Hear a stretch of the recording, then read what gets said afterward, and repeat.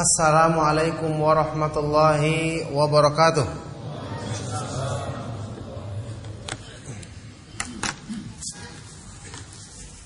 Innal hamdalillah nahmaduhu wa nasta'inuhu wa nastaghfiruh wa na'udzu billahi min shururi anfusina wa min sayyiati a'malina. May yahdihillahu fala mudilla lahu wa may yudlil fala hadiya lahu wa asyhadu an la ilaha illallah wahdahu la syarika lahu wa asyhadu anna Muhammadan abduhu wa rasuluh sallallahu alaihi wa ala alihi wa ashabihi wa man tabi'ahum bi ihsanin ila yaumiddin. Amma ba'du. Alhamdulillah,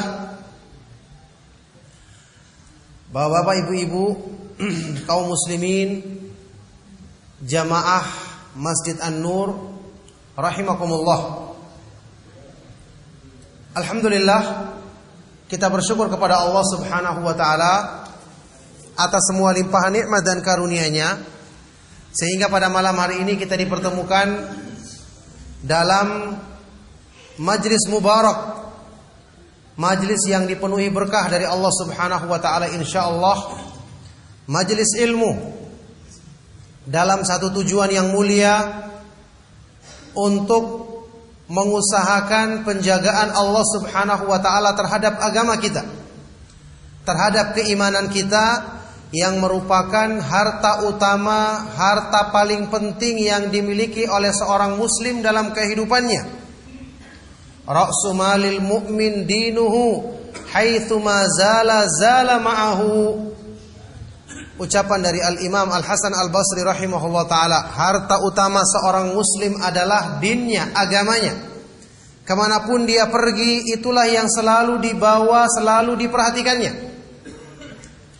Kita bertemu di malam hari ini dalam rangka mengusahakan penjagaan dari Allah Subhanahu wa ta'ala, dengan kita menjaga batasan-batasan syariatnya. Rasulullah sallallahu alaihi wa alihi wasallam bersabda, "Ihfazillaha yahfazka, ihfazillaha tajidhu tujahak." Jagalah Allah maka Allah akan menjagamu. Jagalah Allah, jagalah batasan-batasan syariatnya, maka kamu akan dapati Allah selalu di hadapanmu, selalu bersamamu, menolongmu.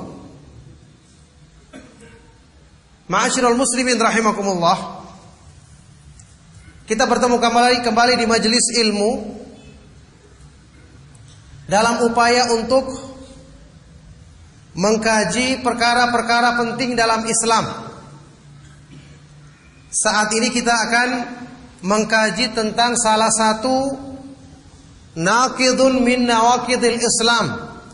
Naqidun min nawaqidil Islam. Pembatal dari pembatal-pembatal keislaman. Loh, kenapa kita harus membahas tentang pembatal keislaman? Emangnya Islam kita batal? Jawabannya tidak. Karena kita mempelajari keburukan untuk kita hindari. Tidak mesti orang yang diingatkan untuk menjauhi satu keburukan berarti dia telah melakukan perbuatan syirik. Allah Subhanahu wa taala sewaktu menyebutkan dalam Al-Qur'an kepada Rasulnya sallallahu alaihi wasallam, "La in asyrakta la yahbatanna 'amaluka wa la takunanna minal khasirin." Jika kamu berbuat syirik wahai Rasulullah, sungguh akan gugur amal-amalmu dan kamu akan termasuk orang-orang yang rugi. Apakah Rasulullah sallallahu alaihi wasallam berbuat syirik? Tidak, diingatkan supaya dijauhi. Makanya dalam Islam ada yang namanya amar ma'ruf nahi mungkar. Metode belajar dalam Islam, kita mempelajari kebaikan-kebaikan agar semangat mengerjakannya. Juga kita mengenali keburukan, apalagi yang berhubungan dengan sebab yang merusak iman, membatalkan iman. Karena perusak iman, ya rusaknya iman merupakan musibah terbesar yang Allah timpakan kepada seorang manusia. Di dalam hadis yang sahih riwayat Imam Ahmad dan yang lainnya, Rasulullah sallallahu alaihi wasallam berlindung kepada Allah secara khusus dari musibah atau kerusakan yang menimpa agama dan iman seseorang. Rasulullah SAW berdoa kepada Allah, wala taj'al musibatana fi dinina, wala taj'alid dunya akbar hammina, wala mablagha ilmina. Ya Allah, janganlah Engkau jadikan musibah, kerusakan yang menimpa kami dalam urusan agama kami, dan janganlah Engkau jadikan dunia sebagai puncak dari pengetahuan kami, puncak dari tujuan kami. Jadi untuk perkara yang sepenting ini kita harus belajar.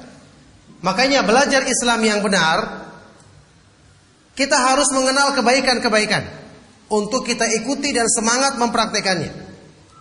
Juga kita mengenal keburukan-keburukan agar kita bisa menghindarkan diri darinya.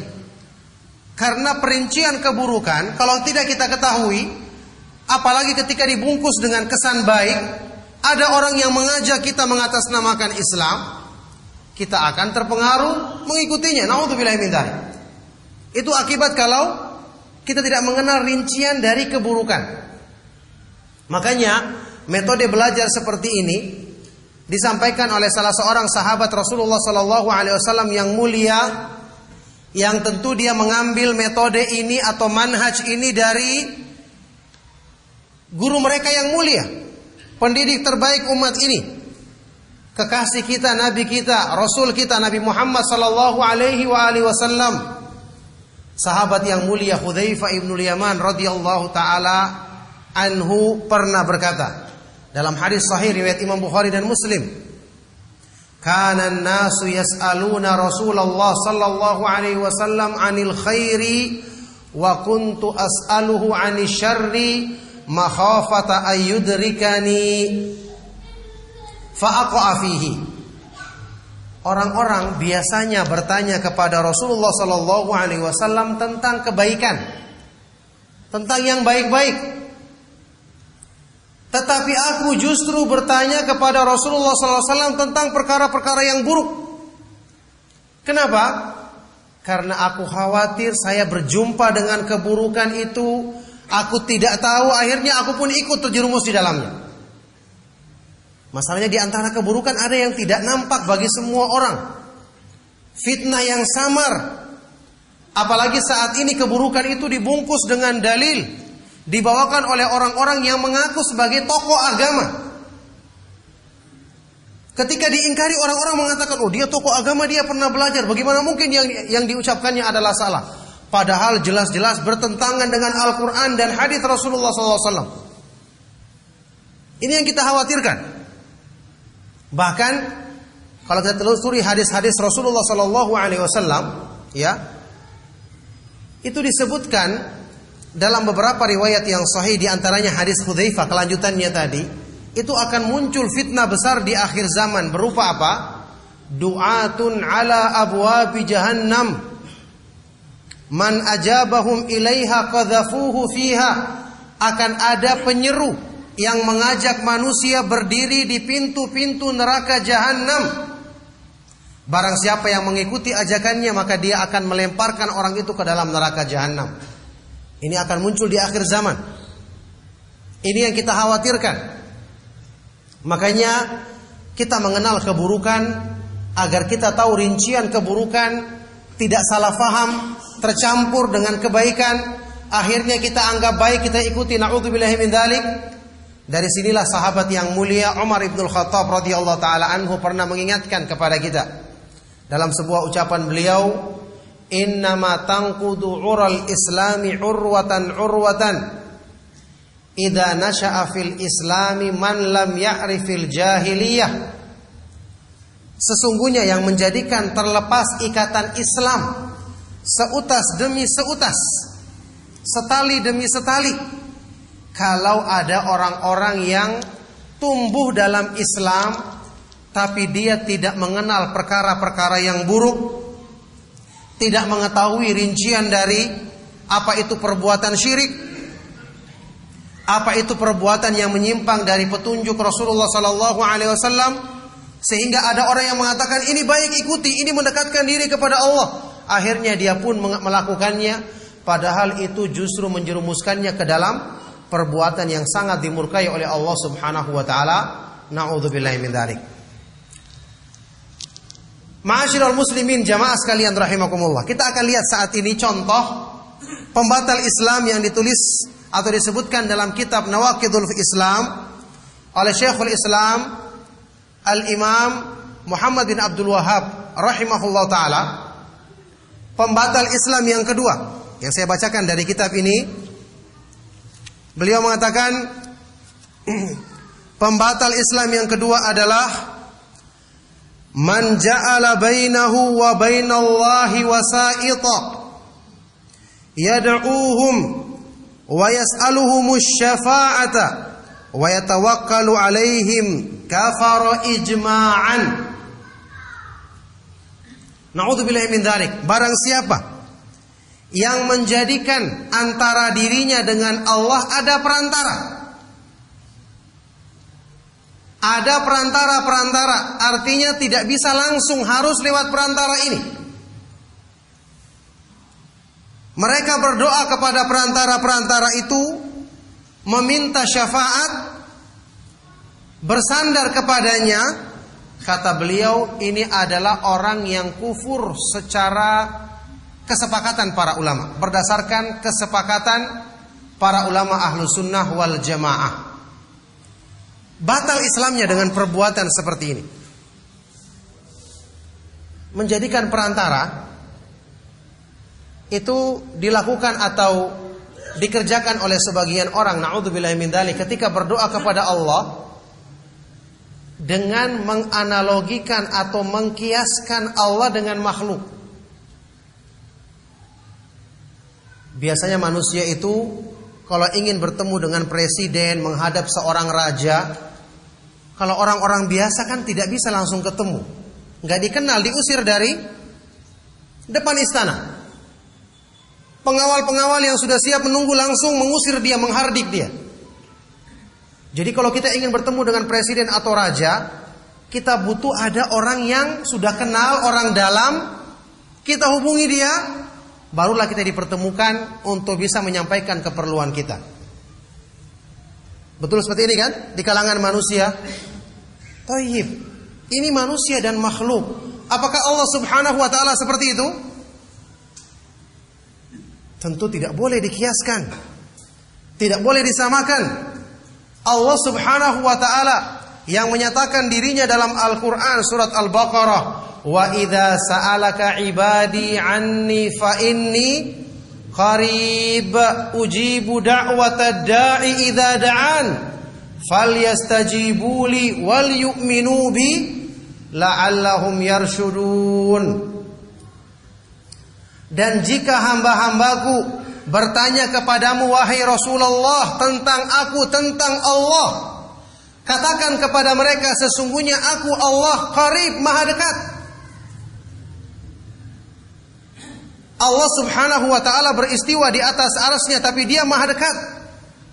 Karena pengetahuannya, pengawasannya, penglihatannya, pendengarannya yang maha sempurna, meliputi semua makhluknya. Sesungguhnya aku maha dekat. Ujibu da'watad da'i, aku akan menjawab seruan orang-orang yang berdoa ketika dia memohon kepadaku.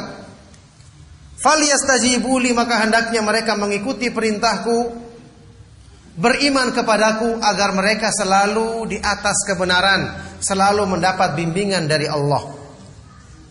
Jadi kalau itu berlaku untuk manusia, raja atau presiden, karena mereka tidak bisa mendengarkan ucapan rakyatnya yang jauh, tidak punya pengetahuan yang bisa sampai di mana-mana, tentu tidak bisa dikiaskan dengan Allah subhanahu wa ta'ala. Kalau mendekati makhluk kita butuh perantara. Tapi kalau untuk mendekatkan diri kepada Allah subhanahu wa ta'ala tidak butuh perantara. Makanya ini perbuatan menjadi sebab kesyirikan karena menyamakan Allah dengan makhluk. Kata para ulama, man syabbahallaha bi khalqihi faqad kafar. Barang siapa yang menyerupakan Allah dengan makhluknya, maka sungguh dia telah kufur. Allah subhanahu wa ta'ala berfirman dalam Al-Quran, laisa kamitslihi syai'un wa huwas sami'ul basir. Tidak ada satu makhluk pun yang serupa dengan Allah, dan dia maha mendengar lagi maha melihat. Allah Subhanahu wa taala berfirman, "Fala tadribu lillahil amthal." Janganlah kamu membuat perumpamaan-perumpamaan, permisalan-permisalan menyamakan Allah Subhanahu wa taala dengan makhluknya. Lalu sekarang timbul pertanyaan, kalau begitu, kalau kita ingin mendekatkan diri kepada Allah, bagaimana caranya supaya amalan-amalan kita mudah diterima? Supaya amal-amal kita mudah diterima. Kan kita tidak sama kedudukannya di sisi Allah. Ada orang-orang yang sempurna imannya, ada orang-orang yang lemah iman seperti kita. Kita berdoa mungkin tidak didengar. Kita memohon kepada Allah berkali-kali tidak dikabulkan. Bagaimana jawabannya? Pertama, kita harus yakin dan percaya dengan janji Allah. Allah berjanji dalam ayat tadi, "Ujibu da'watad da'i idza da'an." Aku akan menjawab seruannya orang-orang yang berdoa ketika dia memohon kepadaku. Allah Subhanahu wa taala dengan kita berdoa, Allah mencintai orang yang berdoa kepadanya. Makanya berdoa itu memohon, tetapi Allah mencintai. Kenapa? Karena dengan berdoa berarti hamba itu menunjukkan rasa butuhnya, tergantungnya, menunjukkan hajatnya kepada Allah, dan ini merupakan penghambaan diri yang besar yang dicintai oleh Allah. Makanya Allah Subhanahu wa taala berfirman dalam Al-Qur'an, "Wa qala rabbukum ud'uni astajib lakum." Innal ladzina yastakbiruna an ibadati sayadkhuluna jahannama dakhirin. Dan Allah Rabbmu berfirman, "Berdoalah kalian kepadaku, maka niscaya aku akan kabulkan." Sesungguhnya orang-orang yang menyombongkan diri, tidak mau berdoa meminta kepadaku, maka mereka akan masuk ke dalam neraka jahanam dalam keadaan hina. Orang yang tidak mau berdoa kepada Allah, dia menyombongkan dirinya. Kalau dia tidak mau berdoa kepada Allah, kepada siapa dia mengemukakan hajatnya? Padahal manusia secara asal butuh tempat untuk meminta dan bergantung. Berarti orang ini sombong, sudah lemah, penuh dengan kekurangan. Dia tidak mau memohon kepada yang maha sempurna, maha kuat dan maha perkasa, maha kuasa atas segala sesuatu. Makanya dalam sebuah hadis yang hasan riwayat Imam Ahmad dan yang lainnya, Rasulullah SAW pernah bersabda, "Man lam yas'alillaha yaghdab alaih." Barang siapa yang tidak mau memohon kepada Allah, maka Allah akan murka kepadanya. Jadi berdoa dan meminta semakin banyak kepada Allah, semakin Allah sukai. Allah mencintai al-mulihin, orang-orang yang berdoa dengan berkali-kali merengek-rengek memohon-mohon. Allah lebih menyukainya. Nah ini kalau ditujukan kepada makhluk, kita minta kepada orang merengek-rengek, justru tidak disukai dalam Islam. Karena yang pantas kita serahkan ketundukan yang sempurna, ketergantungan yang sempurna hanya kepada Allah Subhanahu wa taala. Makanya Allah mencintai hamba-hamba yang berdoa kepadanya. Makanya doa itu kelihatannya dia ibadah yang sederhana. Tapi ketahuilah, ketika Rasulullah SAW dalam hadis yang sahih riwayat Imam Tirmidzi pernah bersabda, "Ad-du'a'u huwal ibadah." Doa itu dialah ibadah. Dialah intinya ibadah. Bahkan pernah dalam hadis yang hasan riwayat Ibnu Abbas radhiyallahu taala anhuma, Rasulullah SAW bersabda, "Laisa syai'un akrama indallahi minad du'a." Tidak ada satu perbuatan pun yang lebih mulia di sisi Allah melebihi berdoa. Sekarang kita bertanya, kenapa berdoa sampai setinggi itu kedudukannya? Ternyata diterangkan oleh para ulama seperti penjelasan Imam Ibnu Qayyim, di dalam doa itu terhimpun inti-inti penghambaan diri. Terhimpun secara sempurna semua jenis tauhid. Orang berdoa kepada Allah berarti dia mengetahui Allah maha kuasa atas segala sesuatu.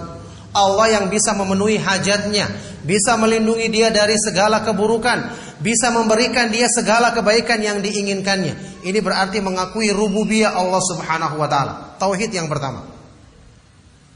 Orang yang berdoa dia merendahkan diri kepada Allah, tunduk kepada Allah, hatinya tergantung kepada Allah. Ini merupakan perwujudan tauhid uluhiyah. Orang yang berdoa kepada Allah, dia dalam doanya akan menyebut nama dan sifat Allah yang sesuai dengan permintaannya. Ya Allah, aku memohon ampun kepadamu karena Engkau adalah Al-Ghafurur Rahim, Maha Pengampun lagi Maha Penyayang. Berarti dia menetapkan nama-nama dan sifat-sifat Allah Subhanahu wa taala yang maha sempurna. Bayangkan, doa saja sudah terkumpul ibadah-ibadah penghambaan diri yang agung dalam bentuk yang nyata seperti ini. Makanya ya, kalau kita ingin berdoa kepada Allah siapapun kita yakin kalau kita sungguh-sungguh menunjukkan rasa butuh kita kepada Allah, maka Allah Subhanahu wa taala mencintai hamba-hamba yang selalu merendahkan dirinya kepada Allah, dan kita memang pantas merendahkan diri kepada Allah. Allah Subhanahu wa taala berfirman dalam Al-Qur'an, "Ya ayyuhan nasu antumul fuqara'u ilallahi wallahu huwal ghaniyyul hamid." Wahai manusia, kalian adalah makhluk-makhluk yang miskin, lemah, bergantung kepada Allah, dan Allah Subhanahu wa taala dialah yang maha terpuji lagi maha kaya. Yang maha kaya lagi maha terpuji. Jadi orang yang bersandar kepada Allah, dia menyerahkan penyandaran dirinya ke tempat yang tepat, kepada zat yang pantas dia menyandarkan dirinya kepadanya. Kalau dia tidak bersandar kepada Allah, maka pada waktu itulah dia akan mencari penyandaran kepada makhluk, sehingga dengan itu dia akan terjerumus ke dalam perbuatan syirik. Na'udzubillahi min dzalik. Innallaha la yaghfiru ayyushraka bihi wa yaghfiru ma duna dzalika liman yasha. Sesungguhnya Allah Subhanahu wa taala tidak mengampuni dosa orang yang melakukan perbuatan syirik menyekutukannya, dan mengampuni yang selain itu bagi siapa yang dikehendakinya. Berarti jamaah sekalian rahimakumullah, termasuk perbuatan syirik, bahkan ini yang merupakan syirik asal yang terjadi di kalangan musyrik Arab. Apa itu? Menjadikan perantara dalam berdoa atau beribadah kepada Allah. Ketika dia mendekatkan diri kepada Allah, dia merasa butuh perantara. Dia harus minta kepada perantara ini langsung disampaikan kepada Allah. Ini aslinya kesyirikan. Karena ibadah itu dibagi-bagi bukan langsung kepada Allah. Makanya ini dilarang dalam Al-Quran, dalam banyak ayat Al-Quran. Allah Subhanahu wa ta'ala berfirman, "Wa annal masajida lillahi fala tad'u ma'allahi ahada." Dan bahwasanya masjid-masjid itu adalah milik Allah, fala tad'u ma'allah. Janganlah kamu berdoa kepada seseorang bersamaan dengan berdoa kepada Allah. Jangan pakai perantara. Allah maha dekat dan maha mendengar permohonanmu. Bahkan dia menjanjikan pengabulan. Nah di sini jamaah sekalian rahimakumullah, ada kesalahpahaman sebagian orang dalam memahami satu istilah besar dalam Islam, ibadah yang agung yang namanya at-tawassul. Tawassul ini ibadah agung, ibadah yang besar, banyak diselewengkan maknanya dan disalahgunakan. Ibadah besar untuk mendekatkan diri kepada Allah malah dijadikan sebagai sarana melakukan perbuatan syirik. Berlebih-lebihan dalam mengagungkan orang-orang yang soleh. Ini penyakit yang menimpa umat-umat yang terdahulu, yang menjadi cikal bakal perbuatan syirik di kalangan semua umat manusia. Bahkan ini mayoritas perbuatan syirik timbulnya dari masalah ini. Ada firman Allah Subhanahu wa taala dalam surat Al-Maidah yang mensyariatkan kita untuk mencari sarana mendekatkan diri kepada Allah. Allah Subhanahu wa taala berfirman, "Ya ayyuhalladzina amanu taqullaha Wabtagu ilaihil wasilata wajahidu fi sabilihi la'allakum tuflihun. Wahai orang-orang yang beriman, bertakwalah kalian kepada Allah. Bertakwalah kalian kepada Allah dan carilah wasilah, sarana untuk mendekatkan diri kepadanya. Dan berjihadlah di jalannya agar kalian menjadi orang-orang yang beruntung. Bagaimana kita mengetahui pemahaman yang benar tentang ayat ini?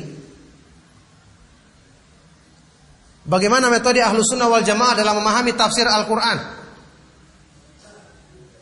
Bagaimana metode yang benar dalam memahami tafsir Al-Quran? Bagaimana caranya? Merujuk kepada pemahaman para sahabat. Baca kitab-kitab tafsir yang menukil pemahaman para sahabat, para ulama tabi'in, para ulama Ahlus Sunnah. Jangan dipahami dengan pikiran kita sendiri. Allah memerintahkan kita bertakwa kepadanya, cari sarana untuk mendekatkan diri kepadanya. Inilah yang diistilahkan dengan at-tawassul. Ini penting. Syekhul Islam Ibnu Taimiyah rahimahullah ta'ala membuat sebuah tulisan yang khusus tentang masalah ini. Qaidatun jalilah fit tawassuli wal wasilah. Kaidah yang sangat agung dalam memahami tawassul, sarana mendekatkan diri kepada Allah. Coba lihat penafsiran dari para sahabat. Itu yang disebutkan dalam tafsir Ibnu Katsir, dinukil dari Imam Qatadah dari kalangan tabi'in.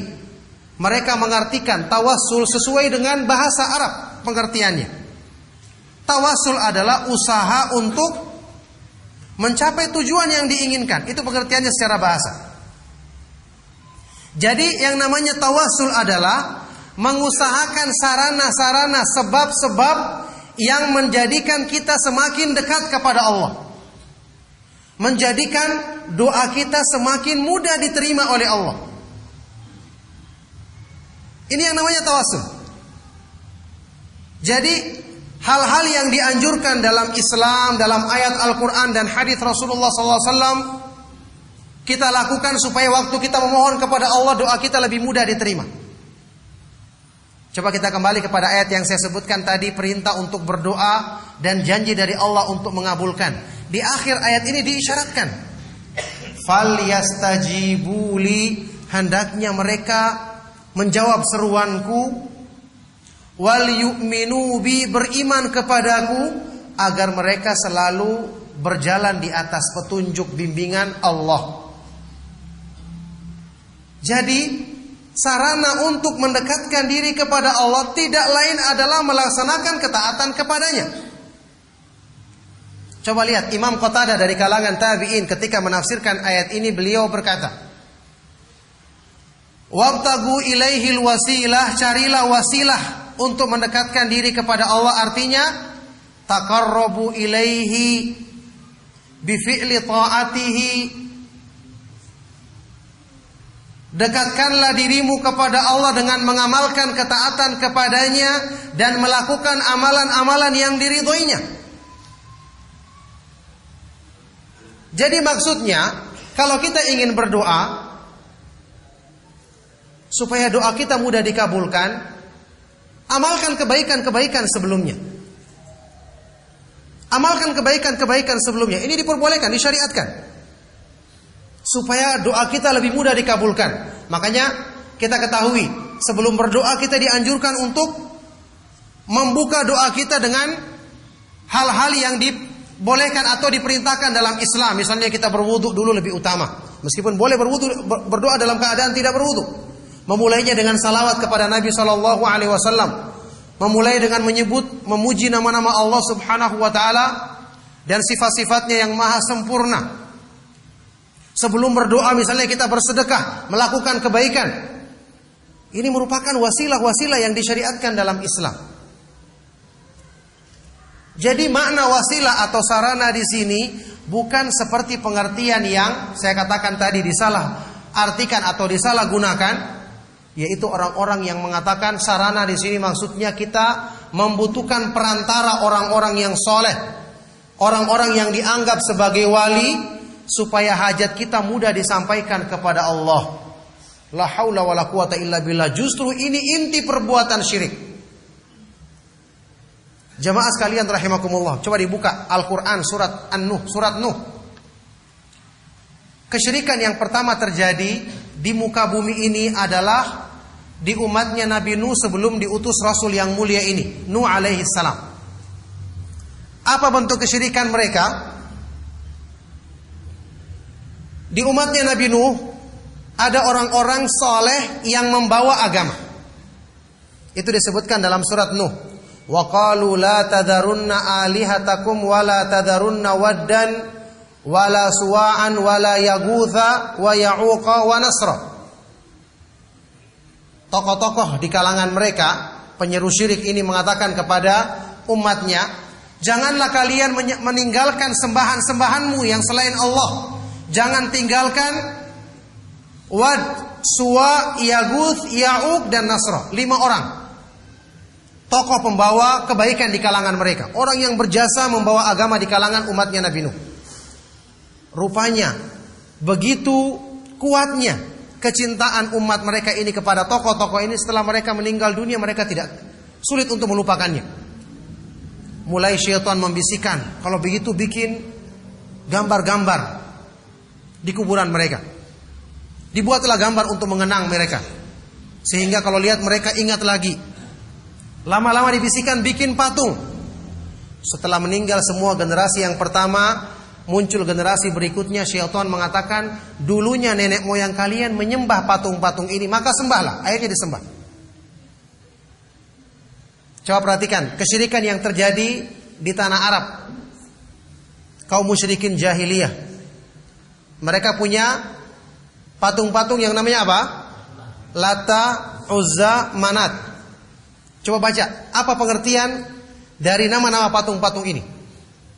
Itu diantaranya adalah yang diterangkan oleh sebagian dari para ulama, ini adalah nama orang-orang soleh yang punya jasa dan kebaikan.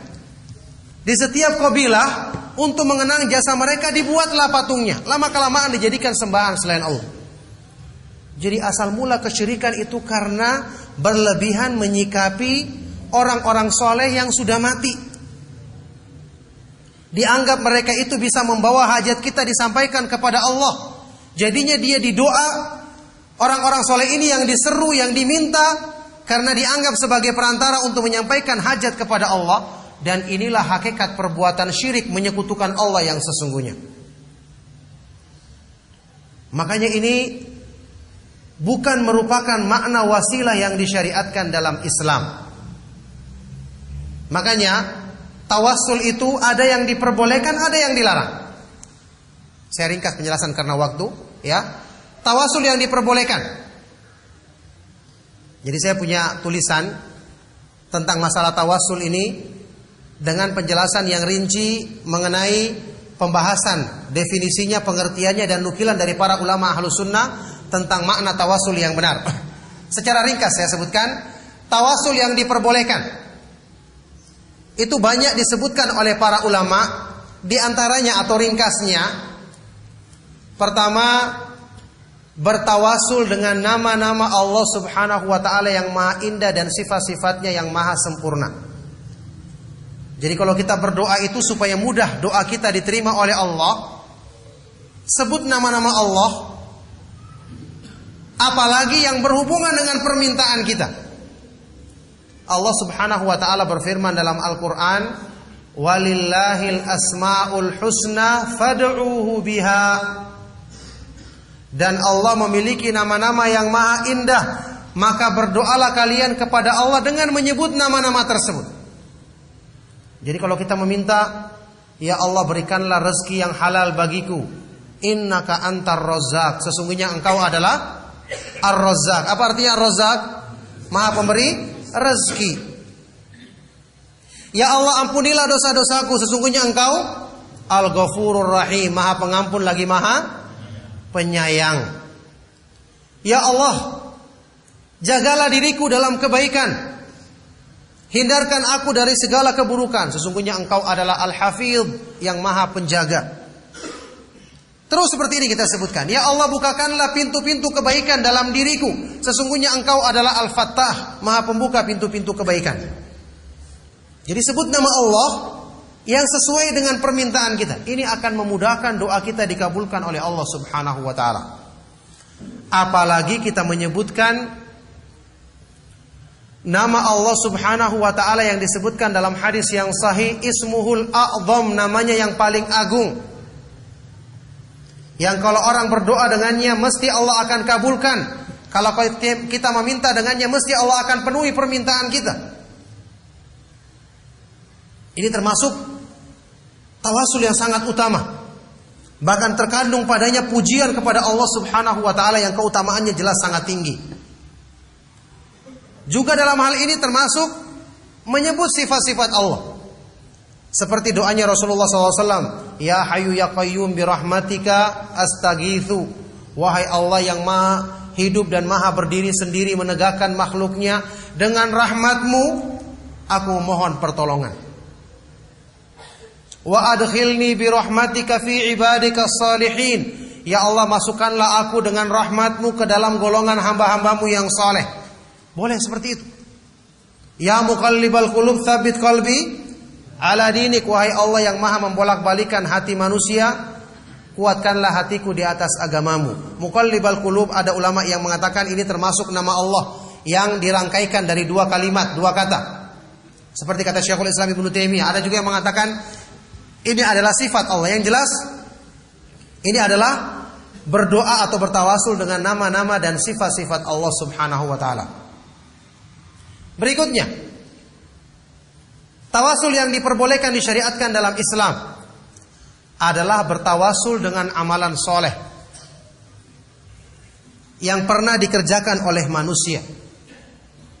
Ketika kita berdoa, kita sebutkan amal kebaikan yang pernah kita kerjakan dengan kita sandarkan, ya Allah, seandainya amalku ini Engkau maha mengetahui benar-benar ini adalah amal kebaikan yang aku ikhlas lakukan, maka jadikanlah ini sebagai sebab pengabulan doaku yang aku mohonkan kepadamu ini. Ini diperbolehkan. Ini termasuk sarana untuk memudahkan doa kita dikabulkan oleh Allah yang disyariatkan dalam Islam. Dalilnya adalah hadis yang terkenal, hadis riwayat Imam Bukhari Muslim tentang apa? 3 orang Bani Israel yang ketika melakukan perjalanan mereka terjebak di dalam sebuah gua yang tertutup dengan batu besar. Kita semua tahu hadisnya. Intinya mereka menyebutkan amal kebaikan. Yang pertama dia berbakti kepada orang tuanya. Yang kedua dia menahan dirinya dari terjerumus ke dalam perbuatan zina padahal dalam keadaan dia sudah mampu untuk melakukannya, tapi dia meninggalkannya karena Allah. Yang ketiga orang yang menjaga amanah yang diberikan atau dititipkan kepadanya. Akhirnya Allah jadikan doa mereka terkabul, batu itu pun bergeser sehingga mereka bisa keluar dari goa tersebut. Berikutnya, tawasul yang berikutnya, ini banyak macamnya, juga bisa untuk amalan soleh ini banyak macam-macamnya. Bisa bertawasul dengan kalimat tauhid la ilaha illallah, seperti doanya Nabi Nuh. Nabi Yunus yang disebutkan dalam Al-Quran, ini juga termasuk sebab untuk memudahkan doa kita dikabulkan. Kita membaca la ilaha illa anta subhanaka inni kuntu minadh dhalimin. Tidak ada sembahan yang benar kecuali Engkau ya Allah. Engkau maha suci, aku termasuk orang-orang yang berbuat zalim. Bertawasul dengan iman, dengan mengikuti sunnah Rasulullah SAW. Ini banyak jenisnya disebutkan dalam banyak ayat Al-Quran dan hadits-hadits yang sahih. Berikutnya, bertawasul dengan doanya orang yang soleh yang masih hidup dan hadir di hadapan kita. Ini tawasul yang benar. Kalau orang tersebut jauh, tidak ada, ini tidak boleh. Ini termasuk perbuatan syirik karena orang tersebut tidak bisa mendengarkan, tidak mengetahui kejadian yang ada di hadapan kita. Orang yang sudah mati juga tidak bisa karena mereka sudah beda alamnya dan tidak mendengarkan apa yang kita serukan kepada Allah. Ini yang dipraktekkan oleh generasi terbaik umat ini, para sahabat radhiyallahu taala anhum ajmain. Ketika terjadi dalam hadis yang sahih, Rasulullah sallallahu alaihi wasallam ketika diberitakan kepada beliau tentang musim kemarau yang panjang Di dalam khutbah Jumat beliau mengangkat kedua tangannya memohon kepada Allah agar diturunkan hujan. Subhanallah, kejadian tersebut terjadi di zamannya Khalifatul Rasyid Amirul Mukminin Umar ibn Khattab radhiyallahu taala anhu. Musim kering yang panjang, binatang-binatang ternak mati, tanaman-tanaman kekeringan. Kaum muslimin pun mengeluh untuk memohon kepada Allah diturunkan hujan. Umar ibn Khattab dan para sahabat tidak datang ke kuburannya Rasulullah SAW padahal sangat dekat di Madinah. Apa yang beliau lakukan? Beliau berdoa kepada Allah Subhanahu wa taala di dalam khutbah Jumat dan meminta kepada sahabat yang masih hidup. Salah seorang sahabat yang mulia itu siapa? Abbas bin Abdul Muttalib, pamannya Rasulullah sallallahu alaihi wasallam.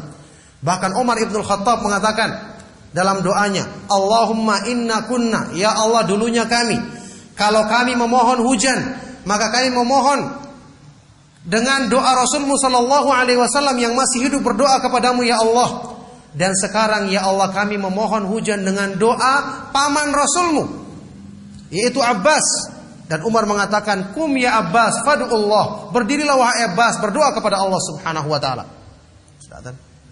Pada waktu itu pun kemudian Abbas berdoa kepada Allah Subhanahu wa taala, kemudian dengan izin Allah diturunkan hujan. Ya, insyaallah kita akan teruskan nanti setelah salat Isya lanjutan dari kajian ini sedikit insyaallah. Karena sekarang sudah adzan.